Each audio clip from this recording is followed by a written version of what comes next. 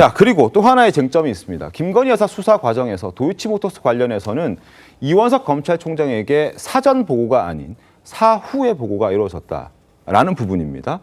수사를 진행한 중앙지검이 검찰총장에게 보고할 수 없었던 것도 과거 추미애 전 법무부 장관 탓이라는 지적이 있습니다. 자, 이원석 검찰총장 목소리 한번 들어보겠습니다.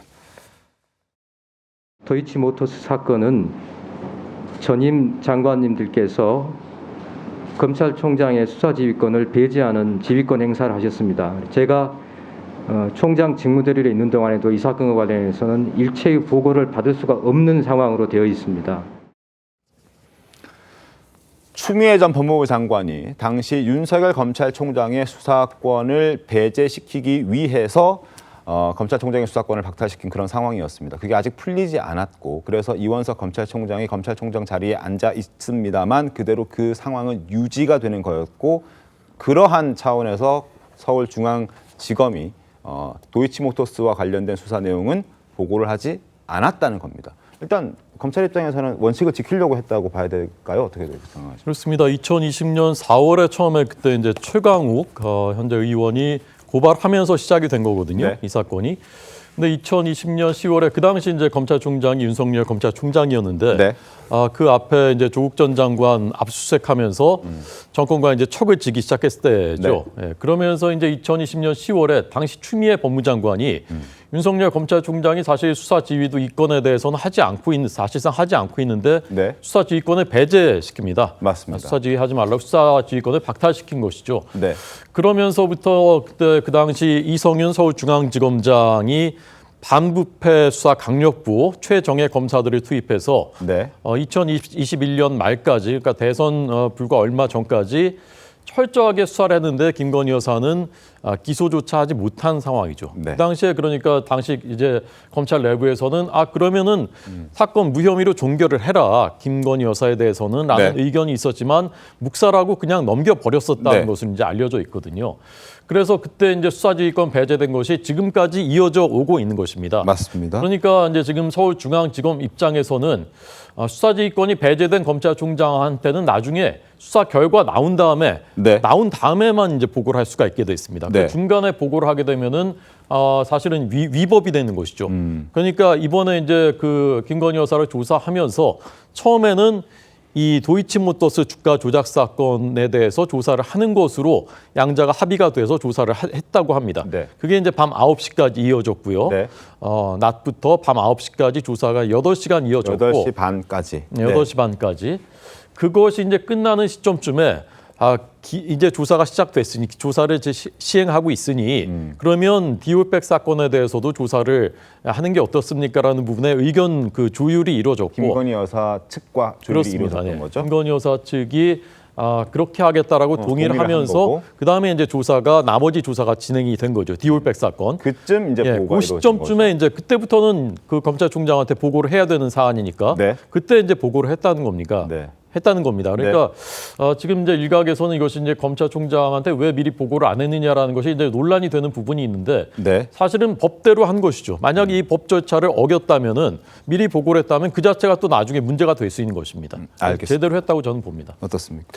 그러니까 그 어떤 절차라든지 수사의 내용, 그러니까 특히나 수사의 내용과 결과에 대해서는 당연히 보고가 들어갈 수는 없겠죠. 하지만 대통령의 배우자를 부름에 있어서는 미리 공유할 수는 있잖아요. 내가 부르겠다, 소환하겠다. 그다음에 이현수 총장이 뭐라 그랬습니까? 법과 원칙 앞에서는 누구도 성역이 없다 그랬었어요. 네. 그럼 원칙이 뭐죠? 중앙지검에 소환을 해서 하는 것이 원칙이에요. 이제까지 모든 수사가 그랬어요. 근데 그 김건희 여사가 지금 뭐 공적인 신분이 있습니까? 그냥 단순히 공인이지 공직자는 아니지 않습니까? 대한민국 국민 중에 한 명입니다. 그 중에서 그냥 대통령의 배우자일 뿐이에요. 그런데 그런 원칙을 어겨가면서까지 어떤 절차적 위반을 했다? 그러니까 물론 이현수 총장에게 보고하지 않은 것은 이미 법무부 장관의 영이 있었기 때문에 이 부분 그렇다 손 치더라도 사전에 이렇게 제3의 장소라든지 중앙지검에 소환하지 않는 부분에 대해서까지 그렇게 얘기하라고 했다고 저는 생각하지 않아요. 이 부분은 이렇게 검찰이 이원석 총장에 대해서도 패싱하는 논란이 일어나게 된다고 한다면 스스로의 어떤 정당성, 스스로의 권위를 스스로 깎아먹는 거예요. 그러면 누가 어떤 검찰총장에 대해서 권위를 인정해 주겠습니까? 앞으로도. 그냥 뭐 대통령실 앞에서는 항상 검찰의 칼끝도 다 멈춰 서는구나 라고밖에 생각할 수밖에 없기 때문에 저는 이번에 이러한, 그러니까 정말 그 용산 아니면 그 김건희 여사 입장에서는 이 사건을 정말 훌훌 털 수도 있었었는데 저는 그렇게 깔끔하게 털어지지는 않을 것 같습니다. 알겠습니다. 가정이긴 합니다만 그렇다면 지금 그 추미애 전 법무부 장관이 이야기를 했던 결과만 보고를 하라는 그 부분을 만약에 서울중앙지검이 어기고 그 전에 보고를 했다면 민주당의 반응은 어떻게 나왔을 것 같습니까? 그런데요, 이 추미애 의원의 증언에 따르면 2022년 10월에 언론에서 검찰총장 가족에 대한 어떤 주가 조작에 대한 언론이 나와서 추미애 법무부 장관이 이거 조사해야 된다라고 했어요. 근데 검찰총장의 가족 일이기 때문에 배제를 하고 그래서 이성윤 중앙지검장을 시킨 거 아니겠습니까? 그런데 당시에 추미애 전 법무부 장관의 증언에 따르면 윤석열 당시 검찰총장이 이성윤 중앙지검장 불러가지고 대노를 하면서 막았다는 거예요. 그래서 제대로 수사를 하지 못했고 그 이후에 김호수 총장이 와서 남부지검에 있는 금융 전문 검사를 데려와서 그때 조사를 해서 이 민 씨가 그 김건희 파일을 찾아냈다는 거. 그래서 지금까지라도 이 검사 수사에 대한 명맥이 이어오고 있다. 이런 주장을 하고 있는 겁니다.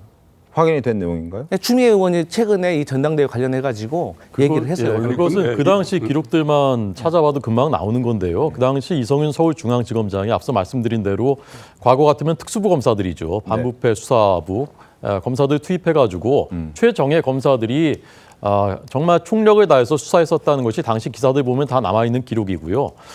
그리고 이제 자꾸 이제 그 서울중앙지검으로 소환을 했어야 된다고 말씀하시는데 저는 그 상황을 한번 가상을 해봤습니다. 어떻게 됐겠습니까? 언제 공개 소환 조사를 한다 그러면 네. 함정 몰카까지 하는 그런 그 세력들이 있지 않습니까? 조직적으로 왔겠죠. 어마어마한 사람 군중들이 몰려들지 않았겠습니까? 그러면서 거기서 또 대통령 경호실에서는 경호를 하려고 하면은 거기서 이제 또 폭력적인 상황도 충분히 발생할 수 있는 것이고 또 과잉 경호 논란도 있었을 거고요. 네. 그런 상황을 아마 바라는 사람들이 있었을 겁니다. 그러면서 그 상황을 이제 정치적인 목적으로 악용하겠다는 그런 사람들이 있는 것이거든요.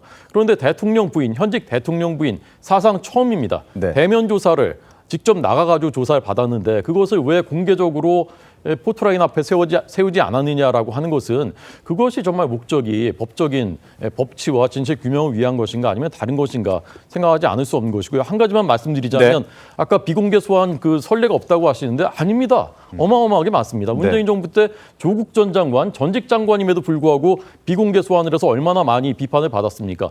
문재인 대통령께서는 전 대통령께서는 이건 뭐 감사원입니다만 서해 공무원 피의 사회 사건 같은 정말 심각한 사건에 대해서 서면 조사한 것에 대해서도 대단히 무례한 짓이다라는 반응을 보이시면서 서면 조사도 응하시지 않은 적이 있습니다. 알겠습니다. 강성필 대변인께서 방금 말씀하셨던 윤석열 당시 검찰총장이 이성윤 중앙지검장에게 대노했다라는 부분은 일단 추미애 전 법무부 장관의 일방적인 주장일 수 있으니까 저희가 좀 더 확인을 해보고 그 부분을 정확하게 좀 짚어드리도록 하겠습니다. 자, 검찰과의 어떤 관계. 김 여사가 검찰 출석 소식을 지금 알려왔죠. 서울중앙지검에서. 민주당은 이렇게 얘기하고 있습니다. 다음 주 금요일에 있을 청문회를 의식한 것 아니냐 이런 목소리를 내고 있는데 국민의힘 입장까지 이어서 함께 들려드리겠습니다. 약속대련의 막이 올랐습니다. 법사위 탄핵 청원 청문회 증인 출석 요구를 앞두고 마음대로 소환수를 연출한 겁니다. 김건희 여사는 대한민국 법치체계 그 위에 존재합니까? 민주당은 국민적 의혹을 불식시키기 위한 김건희 특검의 고삐를 놓지 않겠습니다. 탄핵 청문회에 안 나오려는 쇼다, 연평 비공개 소환이다 이렇게 좀 지적을 하는데 어떻게 생각하십니까? 현재 수사 중인 건에 대해서 구체적으로 저희가 언급하는 것은 적절치 않습니다만 지금 민주당이 주장한 대로 이 수사 중인 건에 대해서 정치적으로 악용하고 정쟁으로 몰고 가는 것은 적절치 못하다, 매우 유감스럽다. 다음 주 금요일 26일에 있을 윤석열 대통령 탄핵 청원 청문회.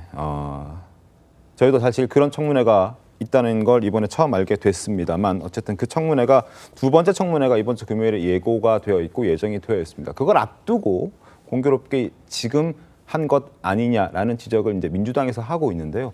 어떻게 좀 보셨습니까? 아니 그래서 대면 조사 왜 안 받느냐, 왜 서면으로 뭐 퉁치려고 하느냐 그렇게 공격을 했고 그 이후에 대면 조사를 받았는데 이제 하나는 왜 검찰청에 가서 받지 않았느냐 이걸로 이제 공격 방향을 바꿨어요. 네. 아마 당황을 했을 겁니다. 갑자기 이렇게 전격적으로 이제 출석을 해서 네. 그 공격 방향을 바꾸고 또 다시 지금 시점을 문제 삼고 있는데 어느 시점에 해서도 저렇게 갖다 붙일 거예요.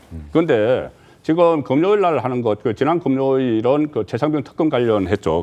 뭐 탄핵 청문회 네. 처음 보는 청원 청문회를 했는데 네. 금요일에 이제 김건희 여사 관련해서 하는데 그쪽에도 한 10명 정도의 용산 참모들이 정인 채택이 돼 있어요. 네. 그런데 용산에서 안 나간다고 분명히 이야기한 상황입니다. 맞습니다. 그래서 그것을 염두에 두고 뭐 검찰에 출석을 했다. 이건 말이 안 되는 거고. 네. 오히려 지금 딱 나가는 시점이 이 9월 15일 되면 이원석 검찰총장이 임기가 만료가 돼요. 네. 이원석 검찰총장이 본인이 도이치모터스에 대한 수사 지휘권이 없기 때문에 네. 저번에 그 송경호 서울중앙지검장에게 김건희 여사 수사를 하라고 전담반을 만들으라고 지시를 했을 때도 네. 도이치모터스는 뺐어요. 네. 빼고 비올 파우치만 가지고 이야기를 했습니다.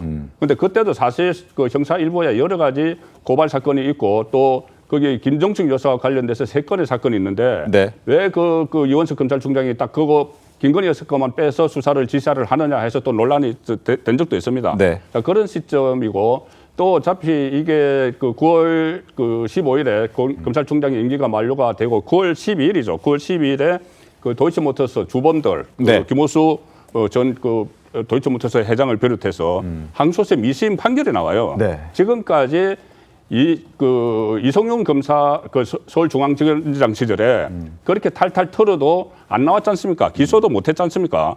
그리고 지금 이제 윤석열 정부 들어서 왜 이렇게 이걸 끌고 있느냐 하는데 이것은 그 주범들의 네. 일단 2심까지 판결이 나올 때까지 지켜보겠다고 했기 때문에 2심 판결이 이제 앞두고 있으니 김건희 여사가 마무리 정리를 하는 차원에서 출석을 한 거지 그걸 무슨 금요일에 예정된 탄핵 청문회 이것과 연결시키는 것도 저는 무리수라고 봅니다. 알겠습니다. 자, 대통령실의 입장도 나왔는데요. 조금 전에 그래픽으로 나갔습니다만 다시 한번 저희가 보여드리면서 설명을 드리죠.